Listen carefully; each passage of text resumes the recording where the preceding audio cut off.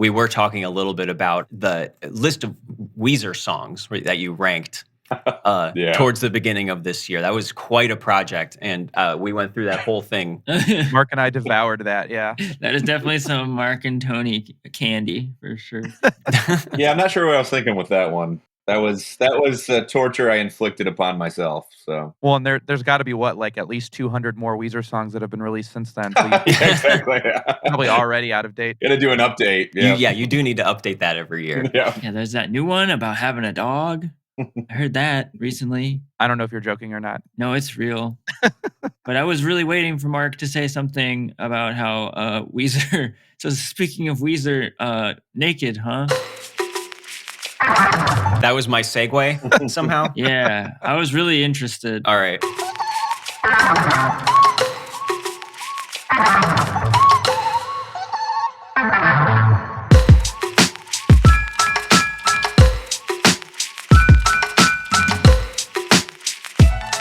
Hello and welcome to Unwatchables, the film podcast where truth comes at 24 frames per second, but so does a lot of nasty shit.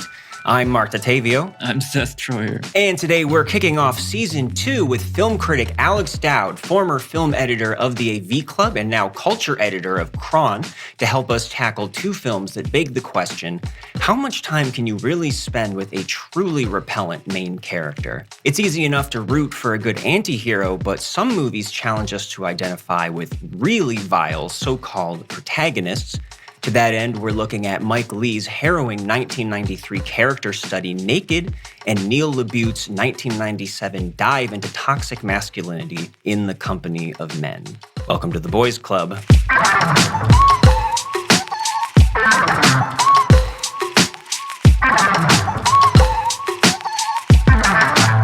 Boys Club. It took us forever to realize how funny pairing the two titles together is.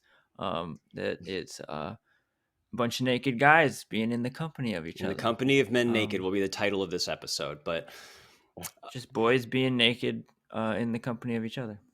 Well, thanks for that segue, Seth, but I do want to welcome... That's what you brought me on to do. Yep. I do want to welcome Alex Dowd. You may know him as A.A. Dowd, previously the longtime film editor of the AV Club and Time Out Chicago. Today, he is the culture editor at Houston's Chron, home to all kinds of great film and TV writing from him and others. You can also find his reviews at Digital Trends or see his byline in publications such as Vulture, Rolling Stone, The Washington Post, The Guardian, The Ringer, The Week, Empire. The list goes on. So, Alex, thank you so much for taking the time from all of your many jobs here to chat with us today. Thank you so much for having me. And I'm sorry that it was for these particular movies. I'm sure if you watch them in succession, it's kind of like, I don't know, it's time to kind of wipe the muck off. It's a bleak sit for sure. Yeah. as a double feature. Well paired though, I will say. There's a lot of overlap between these two films. Yes, I agree. More than I realized, really, even when we first set out to do this. Was there anything in particular about these? I know we have kind of a long list that we, show to guests as far as movies to pick. Was there anything that stuck out in particular about these two? Well, I would say In the Company of Men grabbed me immediately as something to talk about because I think that film has proven pretty prescient in the years since. I think that there's the kind of growth of the men's rights movement. You can kind of see the seeds of that in this film. I mean, obviously, in 1997, nobody was saying MRA or using words like incel, but a lot of that is right here in this film. So I think he was really recognizing that as something that was a cultural movement that was that we were sort of on the cusp of. So that kind of immediately grabbed me. Yeah, I can definitely see that, especially, certain current events that remain nameless, maybe involving a company like Twitter, kind of brings to mind the kind of personalities and ideologies out there that we're confronted with every day. And you're right, for a movie that came out in 1997, it's still pretty harrowing today. Yeah, I mean, it's amazing that this thing is pre-internet because so much of the toxic behavior that he's recognizing in real life in this film has now just migrated online, Oh yeah, absolutely. And yeah, I remember go one ahead. of the first things I watched actually was a YouTube video that was from the Criterion DVD of Naked, which is a introduction interview with Neil LaBute, the writer director of In the Company of Men, talking about Naked, which was one of those things that like it's very eloquently, and it makes a whole lot of sense once you've seen In the Company of Men that they are like, yeah, they're in some ways like spiritual companions or something, or evil Yeah. spirit companions, yes, demon companions. Yeah, that was a crazy connection to see that interview with him, which you can easily Mhm. find on YouTube or the Criterion channel if you have, because we are starting with Naked rather than In the Company of Men, which is different in many ways, but very similar in others. So just to start off that discussion, we should talk about Mike Leigh a little bit because unlike Neil LaBute, he has a widely acclaimed filmography, many films in there that he's known for, which are generally very realistic, character driven, often class conscious dramas or comedy dramas, like Meantime, Life is Sweet, Secrets and Lies, which he won the Palme d'Or at Cannes for as his follow up to Naked in 1996. But he has branched out. He's done biopics like the Gilbert and Sullivan film Topsy Turvy and Mr. Turner.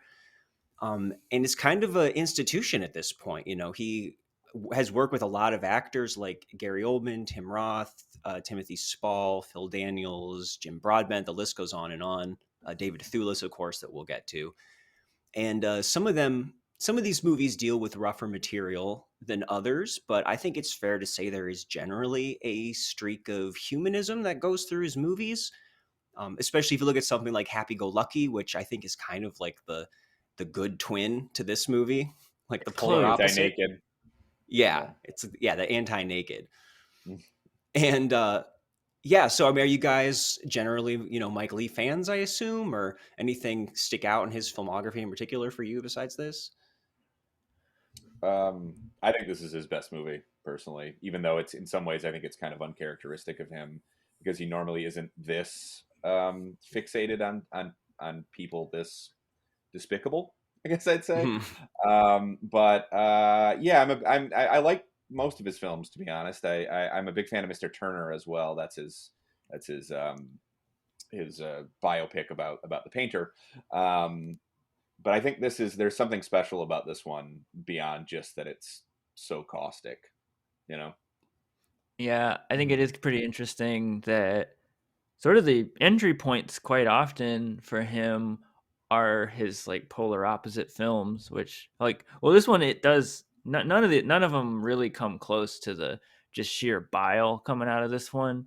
But yeah, the other entryway is usually Life is Sweet, I feel like, or something like that, which was the movie that came out before this, which was a relative success at the time, and is like the title says, it has some darkness in it for sure, but it is about how life is sweet, and it's a look at the nice little moments in life, and nothing all that wild really happens by the end of it. It must have been a bit of a shock for audiences to find out that this was the follow-up, which centers around everything is gray, everything is dark, and our main character is, just among other things, just like a toxic, violent human being, and that's who we spend 2+ hours with. Yeah, I, life I is have to not wonder. sweet. No, go ahead. I have to wonder on some level how taxing this must have been as a film to make, and particularly a film to prepare for, because Leigh has kind of a unique process as a filmmaker, and to my knowledge, he still does this. But going back to pretty early in his career, he'll get together with a group of actors, and they'll figure out who these characters are in advance, and then he will write a screenplay around the characters that they've created in this kind of workshop process. Sometimes it'll be months on end, and I just have to imagine like Thewlis really figuring out who this character is. It must have been kind of exhausting as a process to live in that space for as long as he did. Yeah, Yeah, I it's can only interesting. imagine. There's even interviews like from a couple years ago with Mike Leigh, like talking about how like he was talking about how he was being interviewed with a bunch of actors, and they always ask about the process, and they said a bunch of things, and then afterwards Mike Leigh said that well, we didn't say any lies necessarily, but we didn't really explain it, which it is interesting that there is like always this fixation and mystery around how this happens and what aspects are improvisational and which aspects are concrete, and when it's being in the moment, when it's not. And it is interesting to try and chart that. And I think that's probably why Mike Leigh is a little mysterious about it. Leaves it a little unspoken for us to sort of wonder about it, or ideally not wonder about it, I think is the trick. Yeah, it takes the result is something that often feels improvised, even though apparently he does boil it down to a script that they generally stick to, but they start out as improvisation. So in a way, the cast are kind of the co-writers of all of his movies. And the result are films that are very character focused. They don't feel mapped out or like they are ticking off plot points or being beholden to any kind of like outside design to them. Not all the time, but a lot of times, and especially in a movie like Naked, you can really see it, feel like these are people who have a life beyond the movie, and that everything is totally depending on them, and generally a lot of times one central performance. Now with Naked, this was a big breakthrough for David Thewlis in particular, who won Best Actor at Cannes, and Mike Leigh won Best Director. And I would say that, I mean, he hasn't really had a role since then that I think he comes close to as being as associated with him. Unless of course anyone who's in a Harry Potter movie is always going to have that come up, but you don't want to show this to your Harry Potter fan, niece or nephew. Even though he does make a joke about werewolves in it, which was very oh, you're right. Prologue. Am I right now? But yeah, isn't that interesting though? Like I was trying to think, oh yeah, David Thewlis, and then I'm looking through his filmography at other roles, and there not a whole lot stands out, even though he's been in lots of movies, lots of studio movies. I don't know, am I forgetting anything? I don't think so. I was thinking about the same thing actually today, and how much. I mean, a role like Johnny in Naked is sort of a role of a lifetime. He just had it pretty early in his career, but you would think that at this point in his career, he would have had something that felt as substantial, because I mean, he's remarkable in this film, and just seeing him tackle something that gave him an opportunity to sink his teeth into something with dialogue as good as the dialogue in this film, but there's not a lot of roles in his larger filmography that stand up to this. Yeah, just by giving him some fucking freedom, it seems like with this process, it sounds like he just got so entrenched in it. I read that he just read a bunch of books, like from like medical stuff to Buddhism to chaos theory, and just so much like studying about how to like create this guy. I heard that like he really inhabited it to the point where he was almost like violent on set at certain points. Like it was like just so into it. Yeah, well, for anyone who hasn't seen the film, I mean, let's talk about Johnny, because this, the movie's called Naked, but it could just as well be called Johnny. That he is he feels like he's in every frame of the movie, although there are some scenes that give other characters room to breathe as well. But really, for anyone who is used to Mike Leigh's kind of, sweeter side, the very first shot of this movie just lays waste to that, where we see Johnny committing a sexual assault, which is the first of kind of quite a few in this movie, not all of which are committed by him. There is another character we'll get to. And that's kind of the dividing line right there, because this Johnny is a angry, bitter person, does not seem to have a job, or it's hard to imagine him ever having had a job. But although we don't find out a lot about his past, clearly he is very well read and literary. We see him reading the Bible, talking about philosophy, and he's loquacious. He's a constant commenter on everything that's going on around him. At the same time, he is bitter, angry, violent, treats people despicably. And these two sides of his character are, I think, the whole center of the movie. And basically, the movie more or less is kind of his odyssey into the nights. We do meet some other characters, an ex-girlfriend and her roommate who he comes back to off and on, but generally it's kind of like these late night encounters that he has throughout the seedy underbelly of London.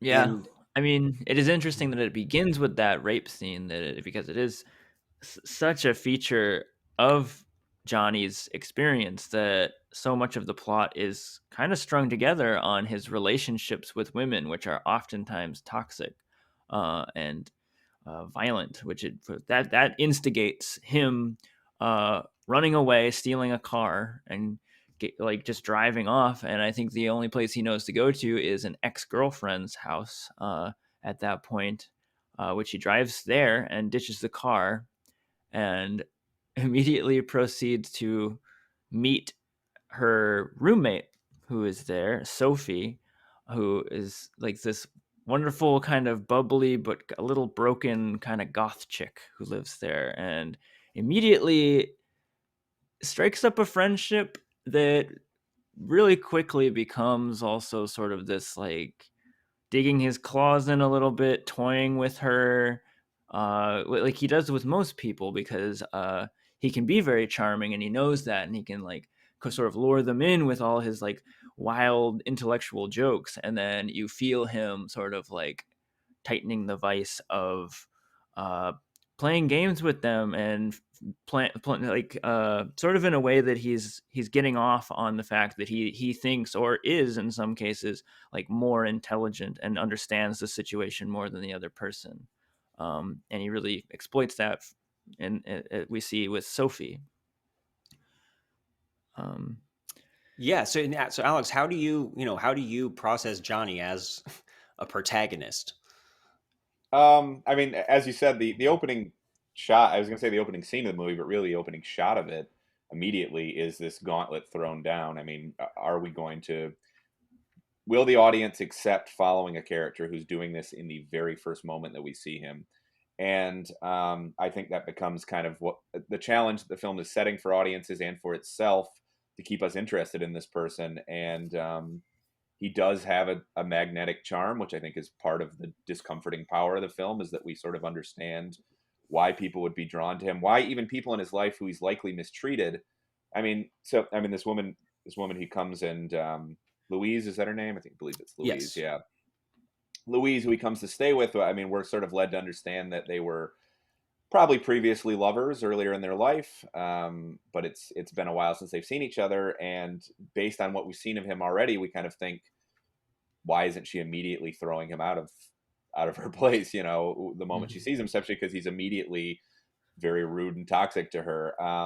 But the movie at that point is already kind of pulling you into his very particular kind of appeal and his charisma. I think the movie is partially about the notion that there are people who use their feeling of they use their kind of nihilism about the world, and this sort of superior feeling they have about understanding the world better than other people, as a license to do whatever they want and treat people however they want, because if nothing matters, then their behavior doesn't matter. Yeah, I Yes. think that's exactly it.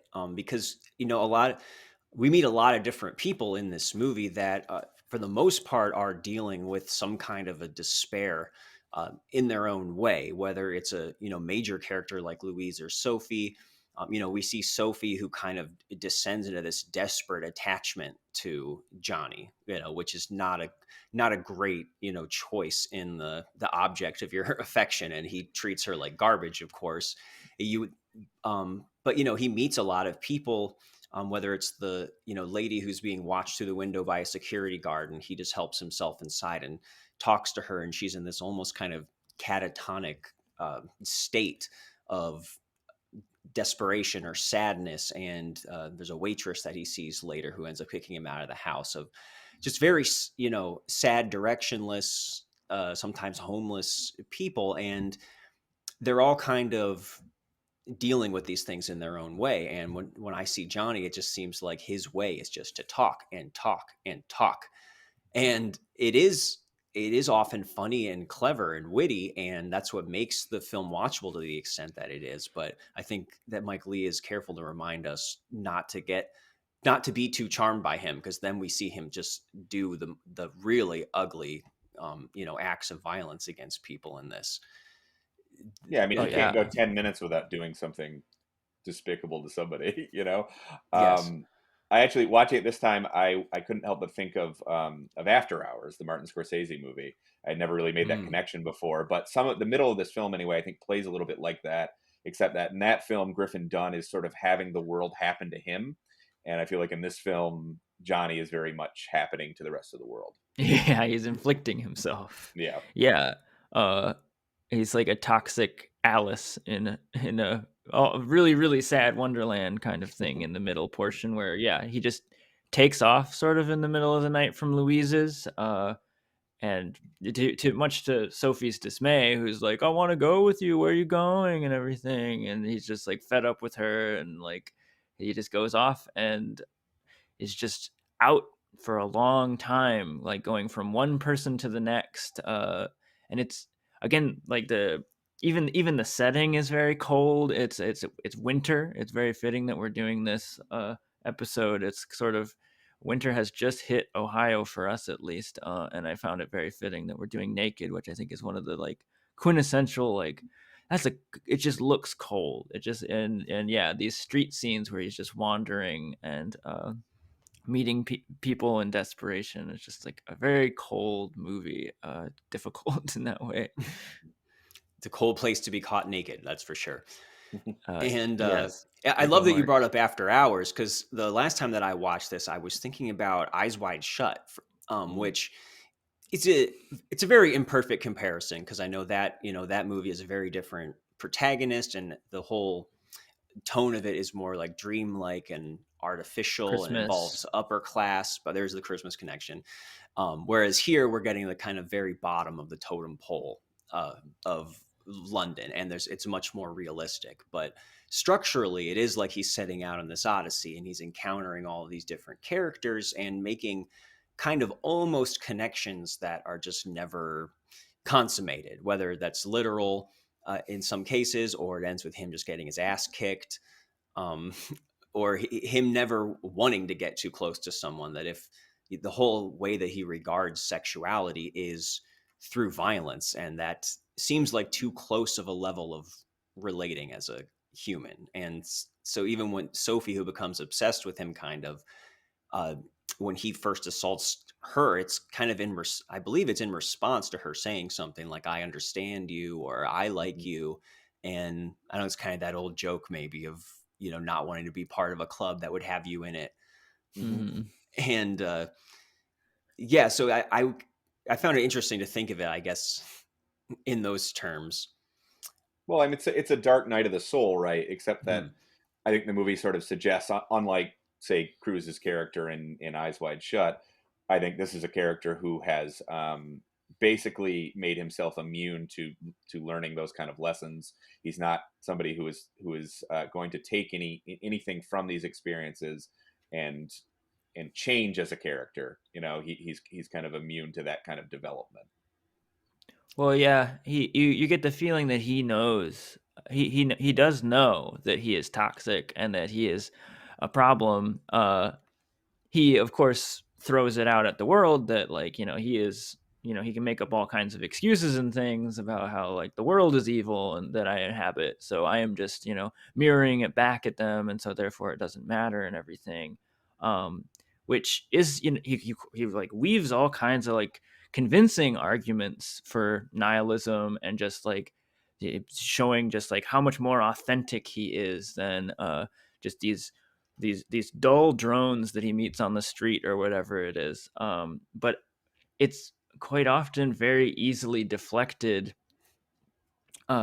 especially summed up in such a simple way by the security guard who he has maybe the longest tirade with. They go on and on about 666 and how the world is coming to an end, and God is real, but he's evil and he hates us, because of course he does, because look at everything. And also, again, like, and maybe because of these facts, he feels that he is being like just like a fucking real human being. Like, this is just he's more honest than other people or something like that. But the security guard sums it up at the end. His only rebuttal is like, don't waste your life, which Mm-hmm.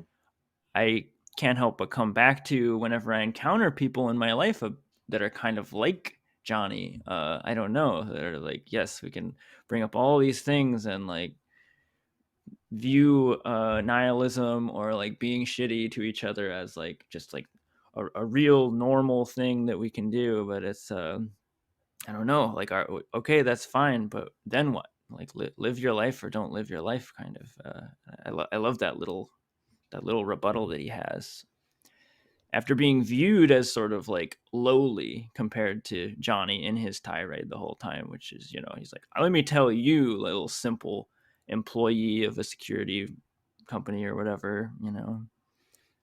Yeah, I think that scene is extraordinary and very long, kind of like right in the middle of the movie, because I think he is the closest that he comes to meeting his match in terms of this guy knows about the books of the Bible. This guy can talk a little bit about Nostradamus and philosophy and those kind of things. And you can see them kind of just coming from these opposite places where he's taking comfort in his own pessimism and fatalism, that this is his way of, raging against the dying of the light, whereas the security guard is kind of using those same things, but just in a more positive way, that he has this space, this quiet job where all he can do is sit and reflect, and he finds that to be a comfort, that he doesn't think that God is evil and that man is scourged to the earth. And you can see them both using the same materials for the same ends, but going through it a very different way. Or even if Johnny is right, he's like, well, I'm still not going to follow you, like your example. Like, I don't like your idea doesn't seem all that much better than my idea of having a job and some sort of security for, no pun intended. Yeah, I really think that his whole lacerating honesty thing is just it becomes a shield and it becomes an excuse for bad behavior. I have known people like Johnny in this movie, people who sort of inflict their miserable worldview on everyone else and then treat that like that's somehow a gift, that they're imparting some kind of wisdom on you because only they can really see how meaningless it all is, how bad the world really is. I think it's a really perceptive portrait of that kind of toxic person, because they're out there, Yes, and it's so potent the way that Daniel Thewlis commits to this, and I really do think when people talk about look back at the greatest performances in film, that at least when it comes to like screen performances of the 90s, there's a reason that this is always in conversation, is maybe as silly as it is to rank those kind of things, I think it's a totally legit towering choice, is maybe the best, or certainly one of the most singular and that makes the biggest impression. I really can't say enough about how spectacular he is, and magnetic and loathsome at the same time. And funny. I mean, he's very funny. I mean, it's some of that, obviously some of that's the screenplay too, but I mean, like he's very quick-witted.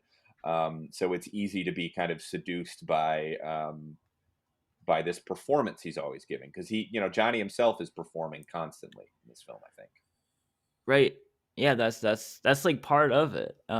And that is what's so interesting about it, because there are so many movies like this. It's like it's become a cliche of like the anti-hero movie that we can all like get behind a little bit because we're all a little bad, right?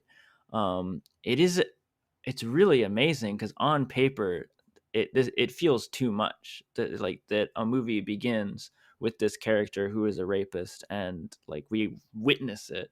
We don't even have a chance of like thinking he's a nice guy and then seeing that he's also a bad guy. It's like we immediately know he's a bad guy.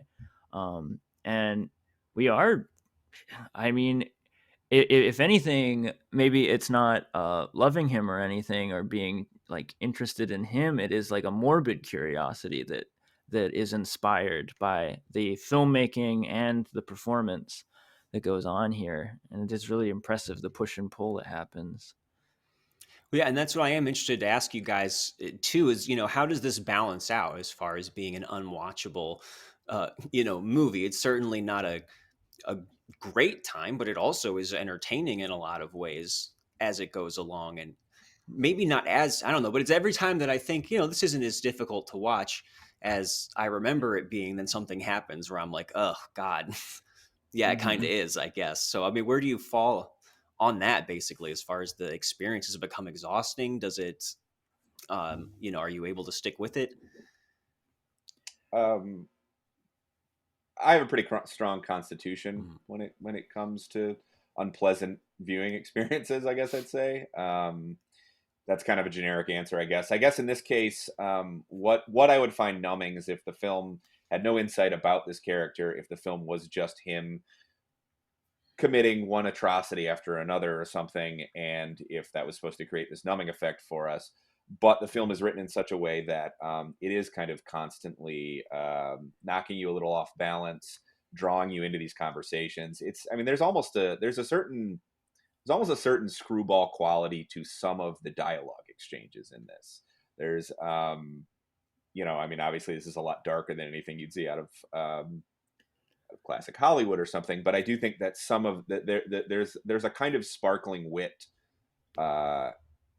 even in the bitterness of the conversations, and I think that keeps it in a really uncomfortable way. I think that keeps it from being this this sort of unbearable endurance test. I do say that though, as a man watching it, I could understand there being people who almost immediately would reject this film. Oh yes.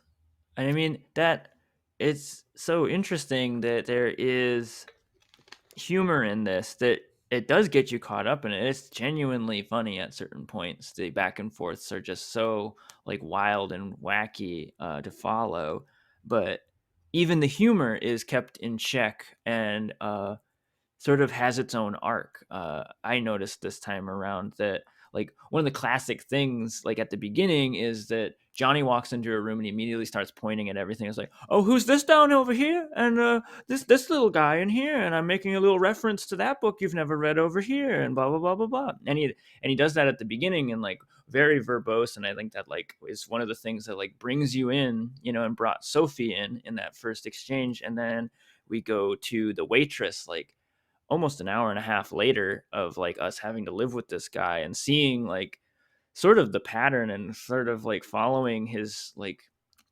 loops of thought that bring us yet again to he goes into the waitress's house and immediately like, oh, is this picture of Zeus up here? Let me tell you about some things that I know about Zeus, and all this stuff. And by then it's like very transparent that like it's just a shtick that he has, that he does, and it's really like sad almost this time when I watched it, that these like they're just strategies. They're just like weird like strategies for kind of devouring people.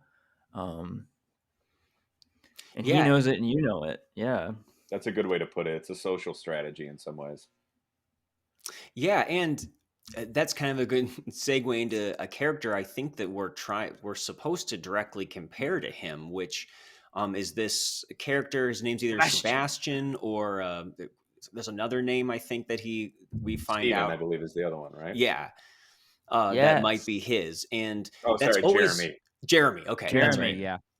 And that's always been like the one thing that just kind of bothered me about this movie is something not sitting right about this character. So I would like to get your take, Alex, on exactly what you think is going on with him, because he does get juxtaposed with Johnny pretty directly. And this is a character, I mean, for anyone who's listening, who we're not sure how he's going to tie into the plot for a while, but he's clearly this upper class sociopath sadist of some kind who is not curious or engaged with the world at all, or charming in the way that even Johnny is, to the extent that he is. And I don't know, does he feel like he inhabits the same movie or world as everybody else, or is that just me?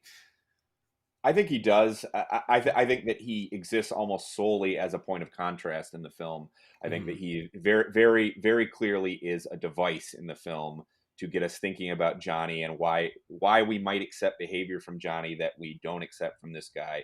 I mean, we see Johnny sexually assaulting somebody in the very first scene of the movie. This character does it later, and I can't speak for every viewer watching this movie, but I think it's a lot easier to find yourself drawn to, and even on some perverse level, sort of enjoying the company of Johnny in a way that you would never enjoy the company of this other guy, because he's not witty, because he doesn't have that he kind of doesn't have that background, that intellectual background at all.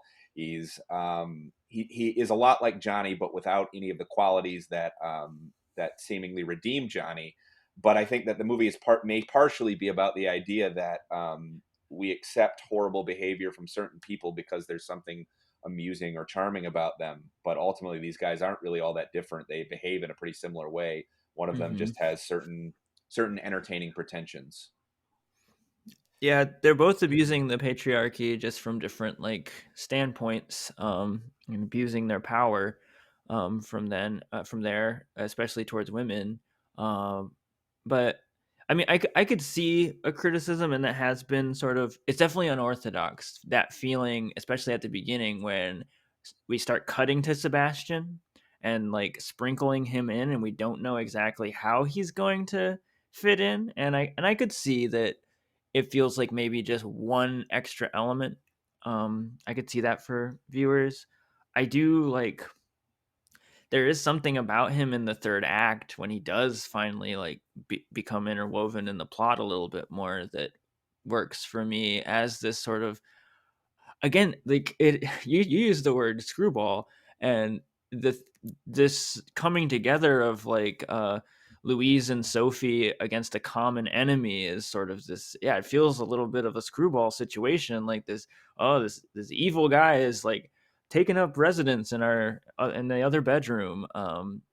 Of course it all breaks down and makes you feel crazy, because then you remember like, no, like he like raped Sophie, and he's like this terrible monster who was like hell bent on stealing everything from them and stuff. But yeah, there is something kind of cartoony about it that could stick out to someone, but I kind of enjoyed it. I think that, yeah, it works best for, I like the function that he's serving and the way that he is reflecting back, and the things that, him and Johnny do and don't have in common. I think maybe it's just that he so clearly does serve that function in a, Yes. is the closest thing that it comes to being like a pure villain, or something that Leigh is trying to impose from the outside, as opposed to every other character, like no matter how small, who does seem to have like, this full inner life that is not beholden to those things. So yeah, I think maybe that's the part, but it doesn't bother me as much like this time watching it as it used to, because I do think I feel that what he's doing is snapping into focus a little there, and is something that's worth doing. Maybe I just You like wish his that Speedo. I had more from the character. Yeah, it's the strangest. Does he look like David Byrne every time I see him? That's kind of like don't he's do the that to me. evil, Don't do that to my stop head. making sense guy. I don't know. Sorry. No. One of the, if I could speak to one of the issues that I have, and I'm not sure, I'm still thinking about it, because I think it is left a little opaque, but I don't know, it seems a little obvious. Speaking of the third act, there is a moment where, Johnny finally returns home after like getting the shit beat out of him for various reasons of him being Johnny, and him also just being a bystander. That's proving like both his thesis, I don't know, his thesis statements kind of, but he washes up on shore back home at Louise's, and he's just totally fucked up and has a seizure at one point, and he babbles, and it seems like he's alluding to some sort of assault that has taken place in his past, possibly like a sexual assault, it seems. That's kind of how I was reading it, like possibly even some kind of like paternal assault of some kind. I don't know. Did you guys get any of that from that, or is that just me? I didn't know how to interpret it. I think maybe I missed that in that particular that sort of miniature meltdown scene, I guess I'd call it. I'm interested though to rewatch that now through that lens. Yeah, he definitely is kind of talking, delusionally or kind of nonsense at that point. But I will say I'm glad of the extent that the movie does leave him as kind of a mystery, where it does seem like Mhm. maybe this guy was somebody who was like a good college student or something, or maybe he just grew Mhm. up and was reading philosophy books all the time and was always this kind of scumbag. Yeah. And it's kind of great that we spend so much time with him and we never find that out, except for Louise, Yeah. who's kind of this part of his past that they're always just kind of alluding to. And I think that as hard as it is to see the terrible things that a lot of the women, almost all the women in this movie, have to go through, that it does treat them generously. As far as her being a character who is kind of treats Johnny with tenderness, even when we know that that's only going to get her so far, and she is kind of holding out hope for the future in a way that a lot of the other characters aren't.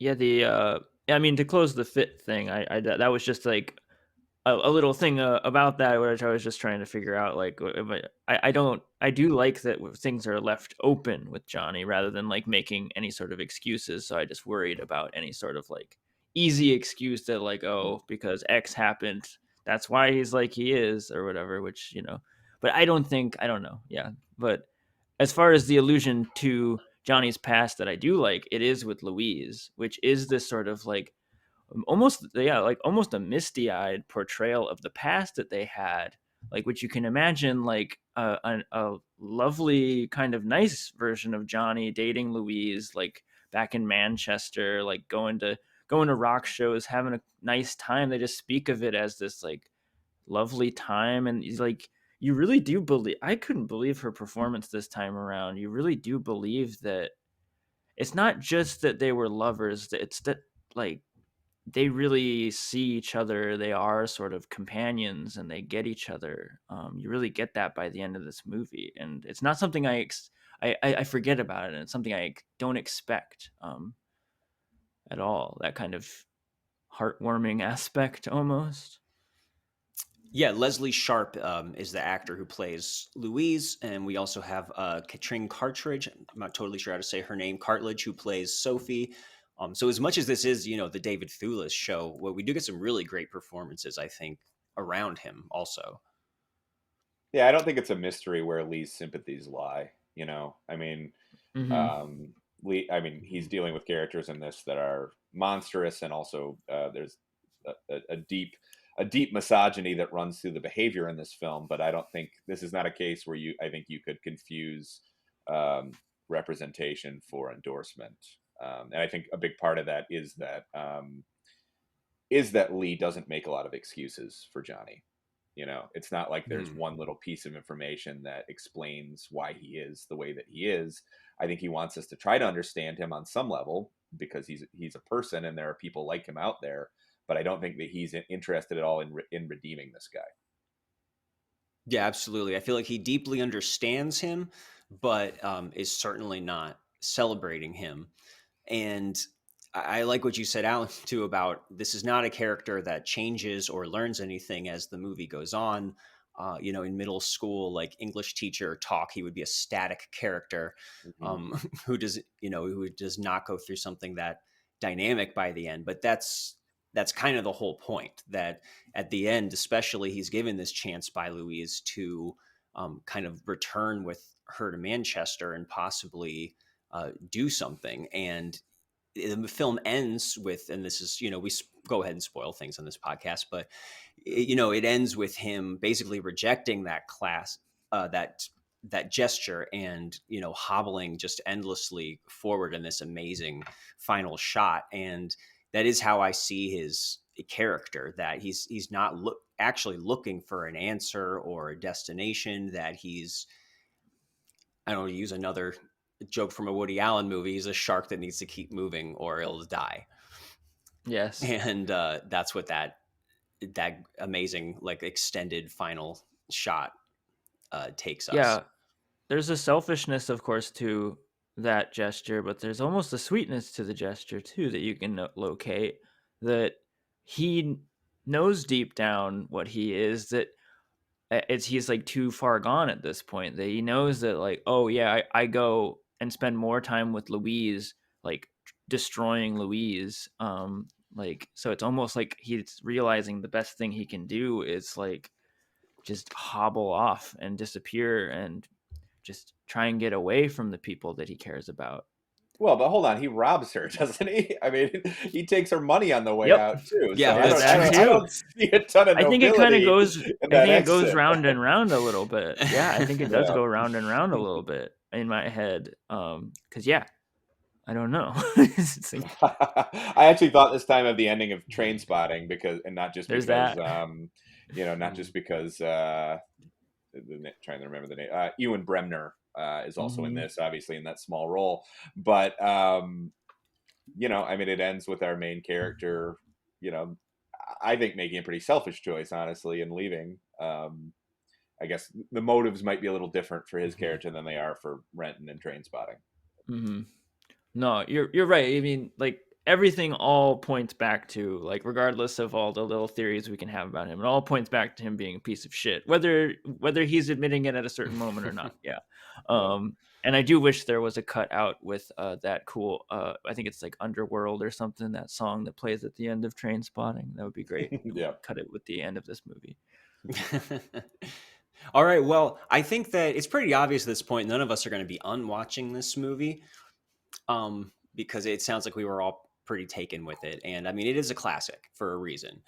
But I want to make sure everyone has a chance just to say any final thoughts, anything we didn't get to, or any maybe new takeaways from this, most recent time of seeing it. I'll start out just so we can give Alex the last word. That I do think it is Mike Leigh's best film. I think it's one of the best films we've ever even talked about on this podcast. I do think it is a masterpiece.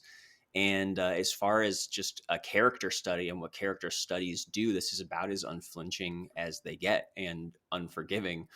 And there's no compromises at all in there. And there's something just mesmerizing about having it all wash over you and all these different encounters in a way that I can't necessarily always put my finger on, that it's in some strange middle place, some gray area between funny and horrific, and about one specific person, yet deeply profound if you just take a step back from it. So no one watched from me. What about you, Seth? I adore it. And I just really, I remember discovering it. It was wintertime, like, I don't know how long ago, like 8 or 9 years ago, when I watched this for the first time, and I was like immediately taken with it, and have seen it a lot since then. There was just something about it that I just kept going back to, and I almost considered not rewatching it for this podcast, but I'm glad I did. I was once again like really struck with how it hit me this time in my life. I work at a library downtown, and which is my particular department. We have a lot of like homeless around, and I get to know a lot of folks that have varying degrees of mental instability, economic instability for one reason or another. And I did really feel like I've met some Johnnies in like the past like couple years working at this library. Just sort of these, and quite often they are very gregarious and very exciting people to like get pulled in by. And then you do start to see like sometimes there are the folks that are in the situation because of how the world is and it's not right. That there's also the people that are in the situation, I think, like Johnny, because of who they are and the way they treat people. And it's very interesting and really like heartbreaking to run into those situations. Those sort of people that just kind of shoot themselves in the foot for whatever reason, and can't keep human relationships. It's really difficult to witness. But I really loved rewatching it. I loved the look this time too. I noticed that a lot more. There's a really good interview with Roger Deakins and Michael Pope, I think it was, who shot this movie. And they go into a lot of like, oh yeah, okay, yeah. and it's really fascinating just to think about it on that level, which it is such a cerebral movie. There is like a very like interesting, like gray, like dramatic look that it has. And lastly, I was also really surprised this time around. I can never keep these things short. I'm sorry, but I was just could We'll not cut this believe all that out this. later. Yeah, that's great. Do it, Tony. I cannot believe that this was 93. It's always like sat in my head as like a 1999 movie because of like all the like doomy apocalyptic elements that it seems very ahead of its time in that way. Just like that Y2K, like the world's gonna end and 666 is coming. I don't know. I just couldn't. It really is ahead of its time for me, and still like works in our doomy time right now. Absolutely, and that's that's what I have. Yeah, no way I'm unwatching this film. Great movie. It's a tough sit at times, but I think it's. I think about that Roger Ebert quote that gets one of several quotes that gets thrown around about their, no good movie is truly depressing and all bad movies are depressing. I think this movie's too good to be too depressing, I think. I think it's Thewlis's. It's just such a remarkable performance. It's almost a musicality to him at times, and I do think it's prescient. Actually, I think it's very much. This is pre the internet in almost everyone's life. Nobody, the world had not yet migrated online at this point. But I see a lot of. I actually see kind of a lot of Reddit culture in Johnny. This kind of somebody who thinks he's smarter than everyone else. Trolling, yeah. Trolling. He's a troll in a lot of ways. He's a troll. I mean, he's a lot worse than that too. He's a predator as well, but he's a troll too, and somebody who has this superiority complex that he's developed through the kind of echo chamber he's created around himself, and he's also a conspiracy theorist. I think that's worth pointing out too. That there's a little bit of 2022, I think, in his way of looking at the world. I mean, these conspiracies he has about the world ending. I think there are real echoes of. I guess they're not really echoes when it hasn't happened yet. There are real hints of a whole generation of people just like him to come. So, no, we're not. I'm not tossing this one out. That's really well put. Yeah. Yeah. If we thought Johnny was bad enough, just wait until he gets a smartphone, basically. Yeah, exactly. Oh, man. Yeah. Well, at least maybe he'll keep it on the phone. That's the thing. Right. All right. Well, speaking of prescient, our next film is something that I think is just as relevant, but coming from a very different place, which is In the Company of Men, which is from 1997, so a few years later. This, however, was the debut of Neil LaBute. He's a playwright, writer, director, and he won Best First Screenplay at the Independent Spirit Awards. The film got some attention at Sundance, and I believe Aaron Eckhart won Best Debut Performance also at the Independent Spirit Awards, which is kind of interesting too, because I think that both of these movies have a central performance of somebody who totally broke through in that role and ever since has not really topped it. And that would be with Aaron Eckhart, who I think has gone on to he has gone on to the most success of anybody involved in this movie, for sure. But at the time, this was literally, I believe, his first film role. He might have had like a cameo in something like many years earlier. But this really was his introduction to the world. And I think it makes just as much of an impact almost as David Thewlis does, as far as just a gut punch of a character and a performance. But just for anybody who isn't familiar with Neil LaBute, he started out with all of this acclaim, and his star seemed to start to fall pretty quickly after this movie. And the only one I've seen tellingly is the Wicker Man remake that he somehow ended up with on the other end of that, continuum. Amazing. But for a while there, he did continue to adapt his own plays, including 2003's The Shape of Things with Paul Rudd and Rachel Weisz.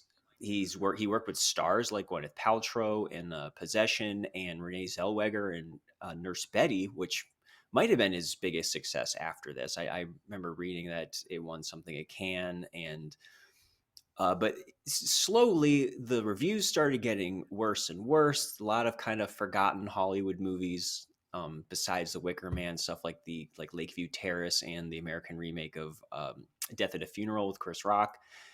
And these days, I mean, it's like each review is more toxic than the last.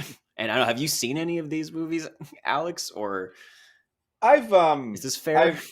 I've dipped in and out of his work in the years since. I actually think he's made some interesting films. Okay. I think The Shape of Things is very much an adaptation of a play, but I think that's an interesting film. That's an interesting mirror of this movie in some ways. It could almost play like a prequel to this film in some ways. I think that I think the issue with LaBute, I mean, there are several, but I think one of the issues with LaBute is that early in his career, it felt as though he was critiquing sort of misogyny and toxic masculinity. And throughout his career, at times, some of his films seem to indulge in it a little bit more than they critique it. His kind of battle of the sexes thing, I think, tilts occasionally into some ugly places, I guess I'd say. But I don't think, I mean, there's no question that his critical stock has plummeted to sort of the bottom at this point. But I do think there are a few interesting films in there after this one. And he was like let go, right, from some position, right? A theater company, I believe, like severed ties with him abruptly and a little mysteriously, kind of suggesting that there were some workplace issues with him and other people, which I wasn't able to really find any more about. But it does make you wonder, maybe that's why he's so good. Like he really is writing from the outside in, with understanding these people. But it is hard to watch In the Company of Men and think like this is not anything other than, to me, a scathing exploration of this. And that's what's really interesting. And I am interested to look at some of his movies he did right after this, because I found this to be just blistering, honestly. I had never heard of it. I had never seen it. And yeah, me and Marc watched it together, and Tony, and we were all just like, holy shit, we could not believe it. Yeah. And it's just like, I think it is still like really under the radar, maybe because of his reputation or just because of various things. But yeah, wow, I had no idea that Eckhart did anything like this. And I think it is comparable to Naked's, the performance in Naked. And it's kind of sad that it's kind of been sat on a little bit. I don't know. I couldn't believe how funny and smart so much of this is, and how it's set up, and also in a very similar way to Mike Leigh, in that there are no big set pieces. There are no big like Hollywood chase scenes or anything like that, even close to. They are just like scenes that begin, people start talking, and minutes go by, and that's the scene basically. Just no, like even less than Naked. Like Naked has like violence and actual hands against fists, hands under fists, whatever you want to call it. But this has none of that. It's interesting to follow it all. And this did actually start out as a play, which I didn't realize till I was reading about it afterwards, which totally makes sense. I think that when the movie starts, it becomes clear this is like, there's a reason that he's been compared, to David Mamet when he first came out, obviously, because it is so dialogue centric, so kind of theatrical feeling, and a visual style. It's mostly just kind of functional. And but just for anyone who's listening and hasn't heard the movie, you have to hear the premise for this. It's almost too horrible to say, but we do have these two kind of I don't know, yuppies, you could say, if you're still using that term, in the early 90s, of these, businessmen, Aaron Eckhart and Matt Malloy, who's a much lesser known actor who plays his friend Howard. But Aaron Eckhart plays Chad, who is pretty much this vicious monster wearing a tie, corporate guy who is basically bemoaning, the treatment of women, of men like him and his friend Howard. And they both decide at his prompting, that they're going to find some vulnerable woman and wine and dine her. And as soon as she becomes attached to them both, they would both abruptly dump her just to ruin her for the sport of it. And the woman that they end up targeting is someone they work with who is a deaf person. And it basically just, it gets worse and worse from there. And, they do follow through with that. But I think Aaron Eckhart's probably a good person to start with here. Was it, startling going back, and seeing him again in this way? I'll always associate him with this performance, which is maybe unfair to him as a person, I guess.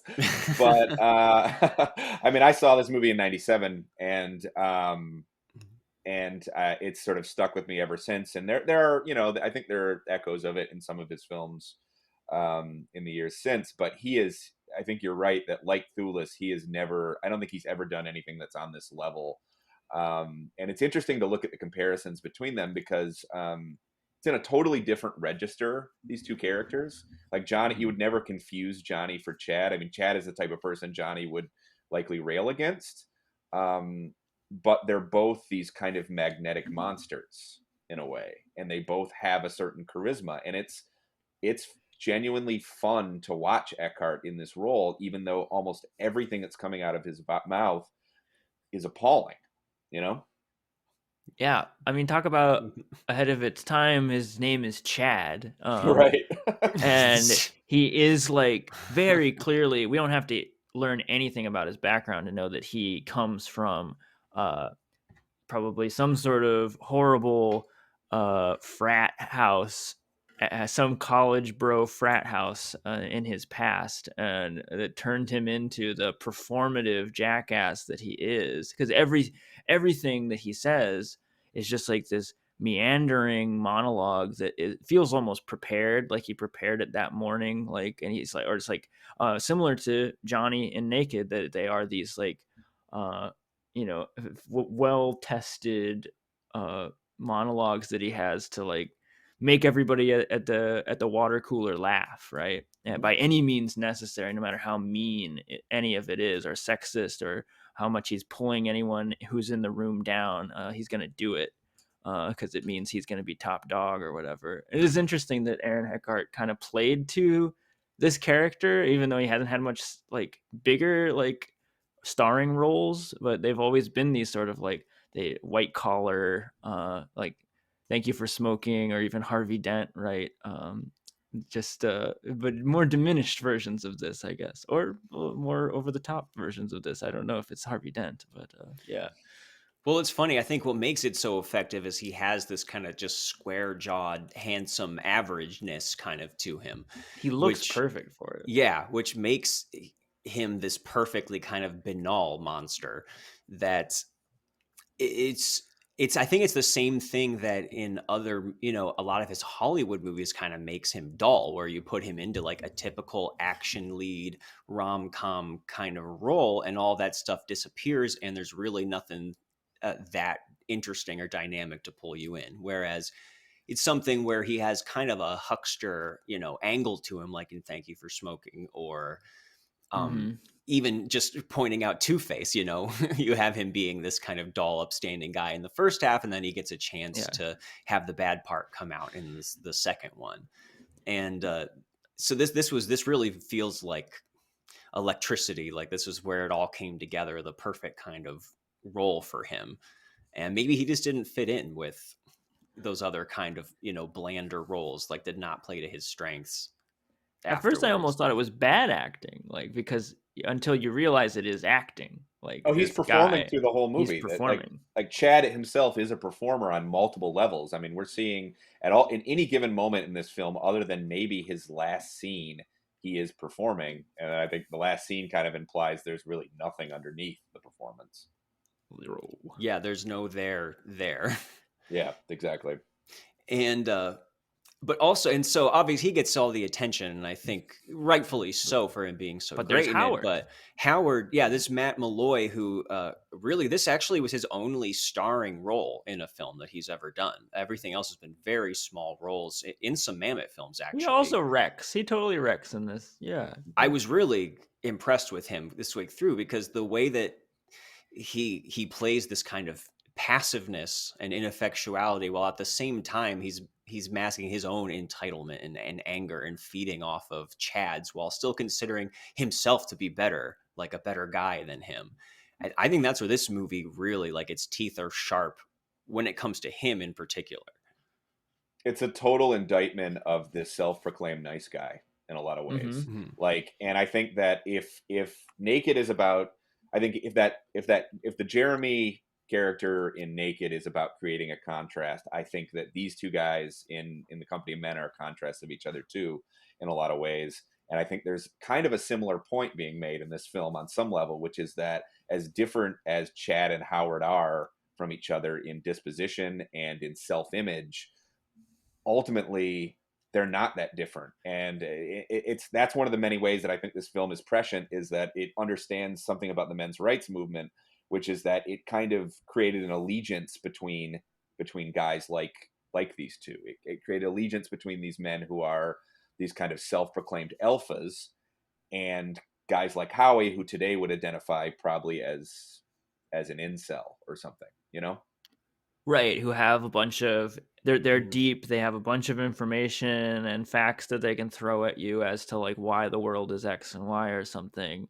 And yeah, they are these like two different strategies. And for depending on where you fall, I mean, for at least a chunk of the movie, you almost feel like, okay, but maybe like my center here is Howard, that I can like hold on to him a little bit. Like, okay, he's just getting pulled into this. Like maybe I would, because I'm passive or something. Like, because this is, Aaron Eckhart is just so charming and whatever, and maybe he's gonna make the right decision. And again, like, I hate to spoil the movie, but we do on this podcast. Boom, boom, boom, boom, boom. He does make the wrong decision. He still does, in a even like debatably louder, more intense way. He he and it in a more horrifying way, because it's him like looking at himself in the mirror and not liking what he sees, but not being able to change a thing about it. Because he has he has like a greater intelligence, maybe has more of a conscience, a greater grasp of who he is. But that backfires for him. It's like he can't escape that nature. Which again, I'm alluding to plots we haven't gotten to, but Well, he still goes along with the dates with the deaf woman. Yeah, I mean, there are sort go of ahead. two. Oh, you go ahead. No, just that's. I think that we have, identified the center of this movie, that it's not so much about Elon Musk or Donald Trump. It's about the reply guys who are out there, pumping them up and idolizing them, and not realizing that those guys have just as much contempt for them as they do for for women or for whoever else that they're railing against. And that the key part of the movie, I think, is when he is yelling at her, when he decides that he actually loves, Howard decides he actually loves Christine, whether he actually does or not. Maybe it's just a reflection of him, and he's, yelling at her, I'm the good guy here. Right. And you are fucking handicapped and don't get to make these decisions. And that moment is just like, it's chilling. It's devastating. It is so brutal. Yeah, he's in love and invested with his idea of who he thinks he is. That's really what that scene shows. Like, that's what he wants to preserve, and that's what he wants affirmation about. That's what's so devastating about that scene. Yeah, I really don't know which scene is more chilling. That scene, which really is like full mask off in his sense of entitlement and this self-image he has of himself as a nice guy, as he's screaming in her face. That scene, or the scene where Eckhart's mask finally falls, that hotel room scene, which is one of the coldest things I think I've ever seen in a movie. Like, It's the opposite. yeah, yeah. Like he's very much in control. He deliberately takes the mask off in that moment, you know? I totally Yeah, he agree. just very quietly reveals like the whole deal, you know, Like, I which we thought do we had get seen the some worst. sort of and, yeah. and then that scene comes, and his turn in that scene too, his just like dime turn from the fakeness that we see the entire time to just he just stops mid-sentence like, I can't keep a straight face, and just looks at her and tells her it was all a joke and asks her how it feels. And that I totally agree. That is one of the harshest, just ugliest things that I've ever seen. And he sees it. The film sees that all the way through to the end. It does not pull any punches. It's a fake out for the audience too, for myself, because there's a little bit of you that starts to believe that Chad is actually going to turn this around, and that they're both going to turn this around, that like this whole thing is going to backfire, and it's going to be this kind of silly romantic comedy where like now they're Totally. just like nice guys who are in love because they both express this to each other when they're talking about the situation, that like, you know, they sort of start to show their cards where like, you know what, she's actually kind of all right, and you know, like despite her voice or whatever, but like, you know, I could see having kids with her or something or whatever. They both like show their cards here and there, and you're like, and then they both, we just lose that, and it's really a feeling of placelessness as an audience, and it's a lot to handle. Yeah, the movie really plays the audience in some ways in that respect. I mean, there is maybe a perverse romantic comedy version of this where they both really fall in love with her or something. And it's very sly the way that LaBute, because again, like Chad is performing for Howard. And we could talk more about what that's really about too, because obviously I think there's a lot of strategy in this whole thing and what it's really been about. And what this, I think on some level, this movie is also about uh, the culture of corporate America too, and about the the kind of behavior that people use in strategic ways to get ahead there. But yeah, there are moments, at least in the middle of this movie, where I think we as an audience are supposed to wonder, is this going to be about redeeming these awful men, or it's going to be about them? You know, is love going to change them? Are they really, despite their best efforts, are they really actually falling for her? Yeah, and I think the brilliant part of that is it does kind of tease that with Howard all the way to the very end, where he is believing that he is the one that actually is meant for her. And we even get this kind of dramatic, like he flies back to where he comes Right. running down. And you know, in all these romantic comedies, there's always that point where it just becomes about, okay, I deceived this girl somehow, whether it's you know, she's all that or something, and it just, will she forgive me, and we can get over this hump because we've found true love. And the way that ending just has him running up to her and just yelling and yelling for her attention until the sound just goes out, literally falling on deaf It's ears, you could say, which kind of a I don't know, saying it that way makes it sound a little bit too obvious, but it really hits home the way it's presented. no, it's the rush to the airport scene at the end, Hmm. honestly. Except that, and obviously the movie actually begins in an airport. But yeah, watching it this time really underlined how much this thing is playing on some level with those romantic comedy tropes. It's like Punch Drunk Love times 20 or something, as far as giving us romantic comedy things and then just pounding us into the ground at the same time. Well, and I think that if there are people who are going to accuse this movie of having something misogynistic about it, which again, I think it's a little ridiculous on its face, but you know, some people might argue that the character of Christine is somehow kind of a plot device, that she's there to be the victim, and that is the role that she ultimately plays. So I am interested to hear where you guys come on that. I think at the very least, it takes her pain seriously, with the way that it lingers in that hotel room, you know, after Exactly, I was going to say he that. leaves. But I mean, what do you think about her, the performance, the character? Is she more than just serving that function?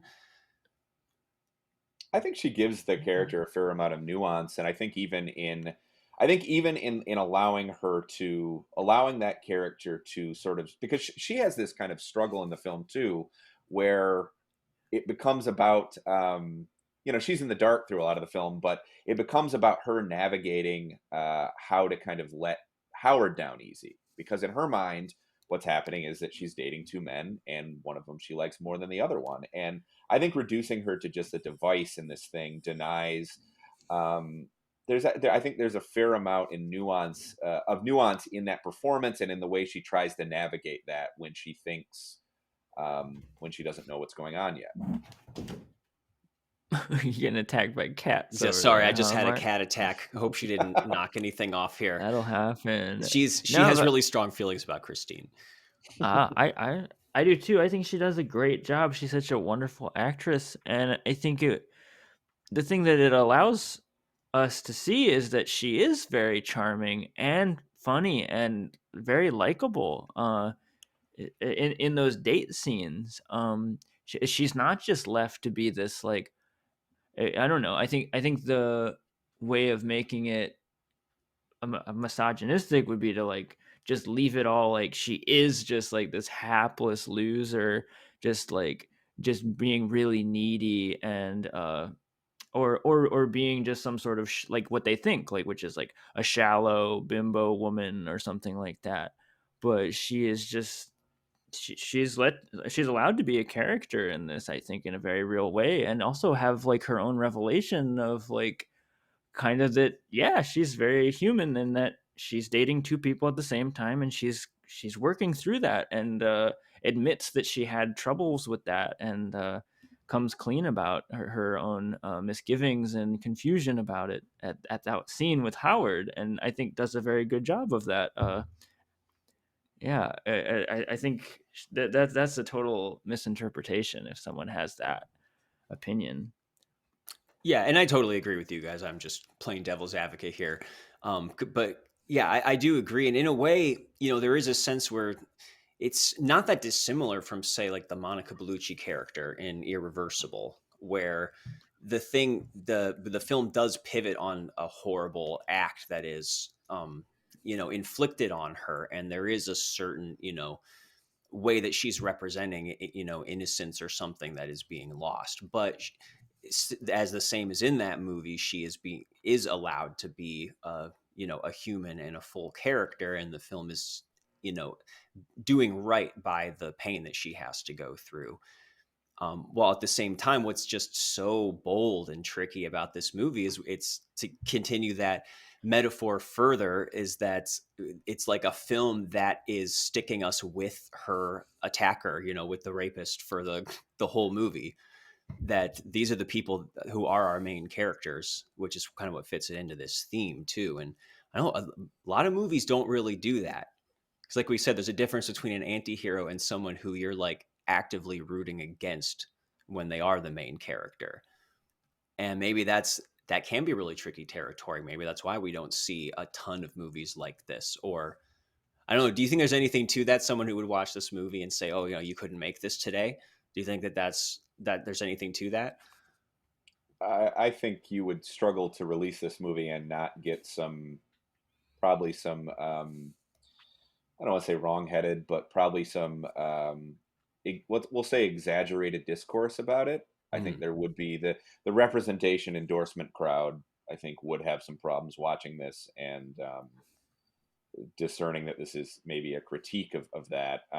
There's some kind of case to be made for the fact that LaBute does have a lot of fun with these characters and with the dialogue. It's sort of uncomfortably funny at times. So I could see that used against it in some respects.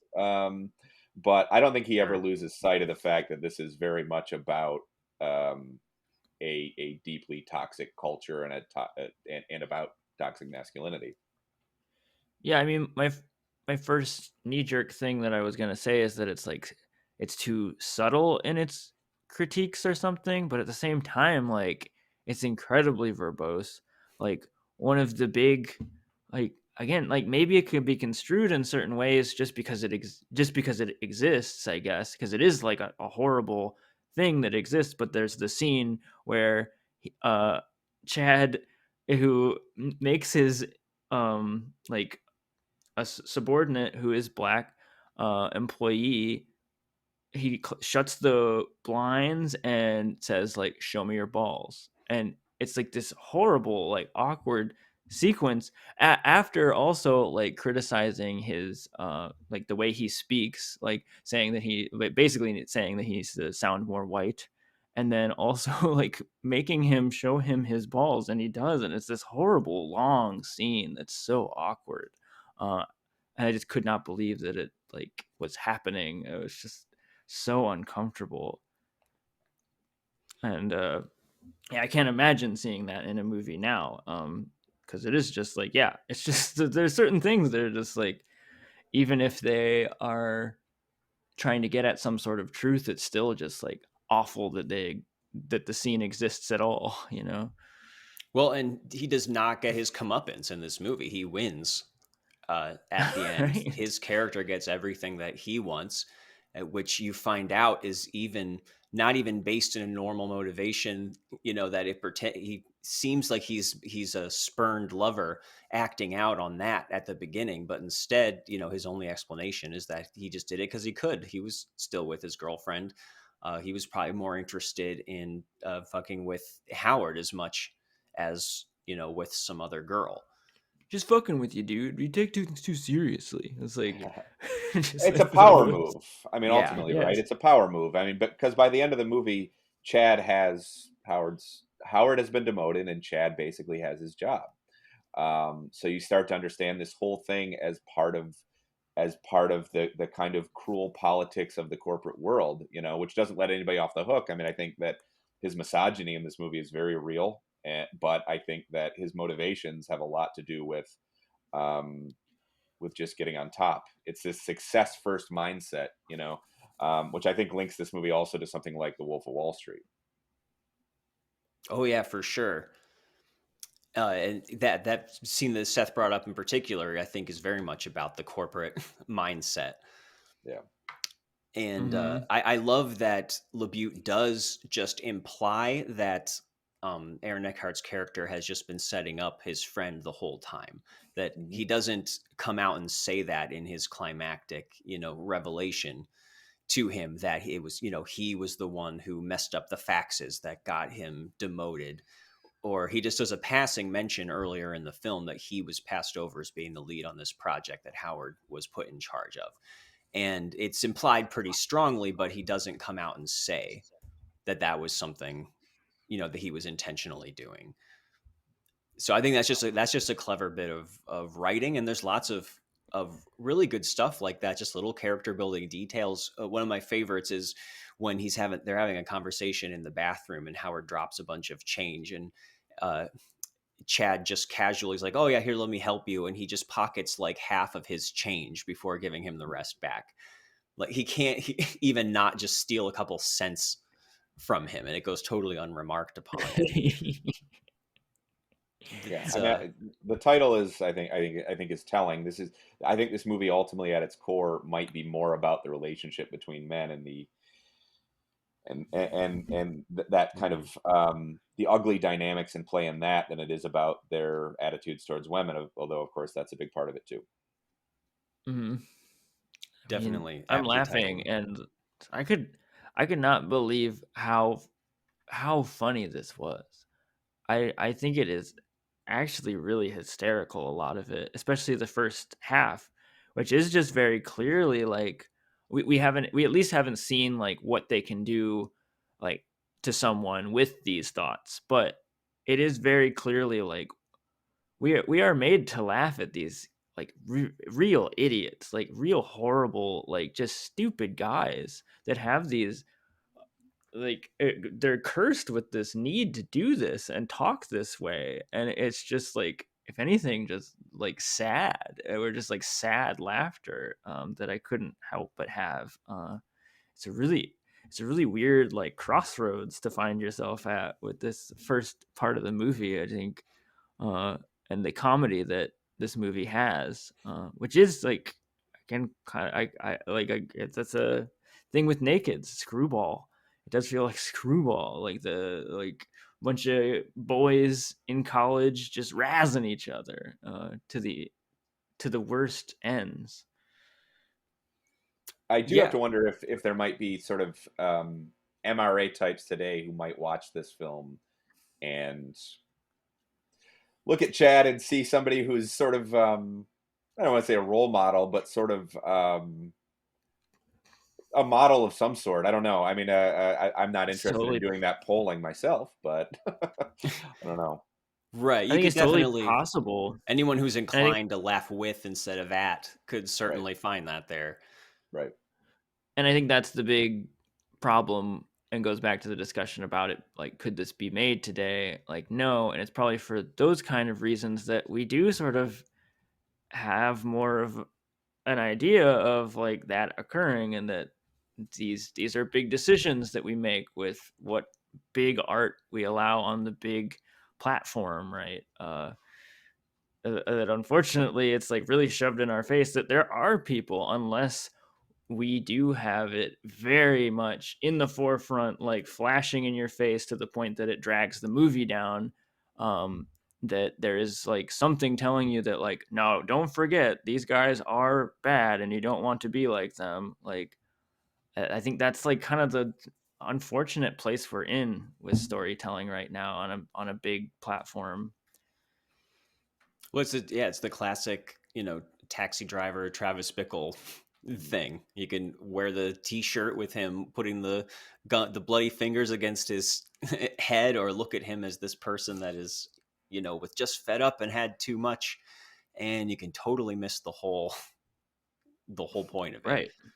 It's a larger conversation too. I think the level of responsibility a filmmaker has to signpost a character's how the audience is supposed to feel about a character. I'm generally of the opinion that audiences should be trusted to draw conclusions, particularly in a film where the behavior is as awful as it is here. Not everybody feels that way. I know. I'm with you, and yeah, most of what I was saying was explanatory, like, yeah, devil's advocate a bit, and yeah, in an understanding sort of way, but also, yeah, I think that is the thing. A lot of that thinking has kind of bullied art into submission in some ways, and at least in some big areas. Yeah, it's a never-ending conversation, and I'll just say, and these will be my final thoughts, so we can wrap this up. Are you trying to here end too. the never-ending conversation? Well, we've all got families to go home to, but yeah, I think that this movie remains a harrowing experience, and one that is not diminished. Maybe is even more relevant and harder to watch and more powerful today than ever. Whatever happened to Neil LaBute, if you got one thing out there, at least it's something that was as impactful for this. He might not have turned out to be the next David Mamet. Although these days, I don't think we need another one. He's already off of the grid now. But I do agree that there is some really effective dark humor in here that completely dries up after a certain point. But leaning into that, it is just enjoyable in its scathingness until things just get, too horrible to watch. And I think that, yeah, it's a movie that deserves to be seen and maybe a little better known, if for nothing more than to see Aaron Eckhart at the top of his game and to open up these kind of conversations. I'm not sure that I've seen this particular thing done so well. And yeah, even visually, I think that there's occasionally he does some pretty good job of opening things up, or having little touches like them having that conversation in the bathroom and just keeps cutting to this close up of the guy's feet instead of his face, like while he's talking to him. That maybe, yeah, that LaBute guy shows a lot of promise. Maybe one day we'll see him follow up on it. But Seth, any final thoughts here, and then we'll give Alex the last word. No, I mean, this movie seems to fit really well with the zeitgeist of its time. With the whole, there's a lot of movies that I think are maybe praised more than this one in the genre of like white collar cubicle, like rage or whatever it is. But this one deserves so much more than it's gotten. I feel like it's so powerful and does so much with so little, that it has only like maybe 3 characters really at the end of the day, and just works wonders with them, with just stationary shots and letting the dialogue flow and letting actors find their way with a character and be convincing and do what they do best. Yeah, it is such a testament to that you don't need much. You really don't need much to make something really impactful. Yeah, I think it's a brilliant film, and one that has not aged a lot in the last 20 years or so since it came out. I really think that a lot of what it's about, and a lot of the resentment and the ugly hostility that it's digging into, I think is unfortunately very, very very, very relevant today. And I think to do that in the form of something that I mean, this really does.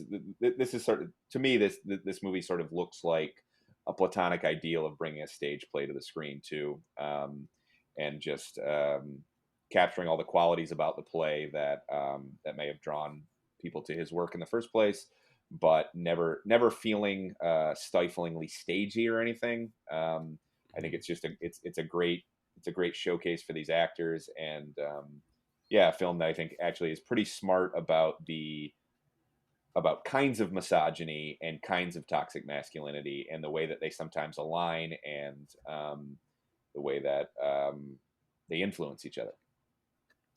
Yeah, that's been a point of friction for me with certain Mike Leigh movies, actually, that they feel like filmed plays because they are just like really dialogue heavy, like character pieces. And the ones that are elevated in my mind are like Naked, which do feel like they transcend that.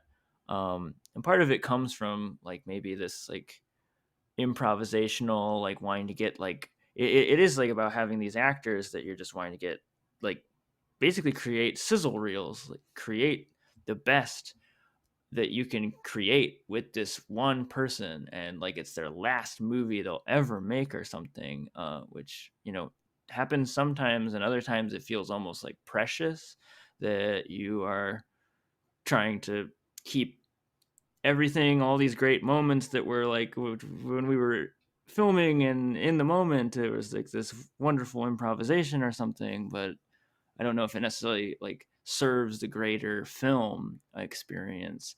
But Company of Men really feels like tight. It feels really tight and lean, and like everything is supposed to be there, to its credit. All right, then three big bro high fives for this one. No, I was just kidding. Oh, It no, sucked. please. Boring. Can they not be bro Sorry. high fives? Yeah, we'll take that back. Never mind. 3 polite nods. So, all right. Well, Alex, thank you Don't touch me. so much for joining us. Thank you for having me. This is really a blast. It's great to hear you again. I was a big watcher and listener of the AV Club's podcast and everything. So hopefully, maybe someday we'll see you doing something like that again. I hope so. That would Thank be you. cool. Are things going well at Chron so far? I know that's kind of still a newer position for you now, right? Yeah, it is new. I'm getting my footing there in some ways. But yeah, it's going great. There's some new challenges with particularly for covering a city I don't live in, but but yeah, the job's going great, and I think we're running a lot of good stuff. If for those listeners who don't know, it's www.chron.com. It's a website associated with the Houston Chronicle. We do write about issues that matter to Houston, but also there's national arts coverage and movies and TV shows and music that you might care about. So yeah, and it's nice that you We will can link to that in the see episode description. Yes, and it's nice to see that I've seen bylines popping up there too from other people I know that you used to work with and who I enjoy reading. So I know I've seen your writing in there, and Mike D'Angelo and Katie Reif. And yeah, it's really neat. It's a cool new place to go now that other place is dead. So I encourage everyone to go there. Anything else in particular that you wanted to plug or draw attention to? No, go to chron.com. Read the great All right. culture coverage we're running there. I would love if you did it. All right, sounds good. And Alex, Marc and I will be patiently waiting for part 2 of your Weezer list. Okay. The next 300 odd entries. I'll get on that.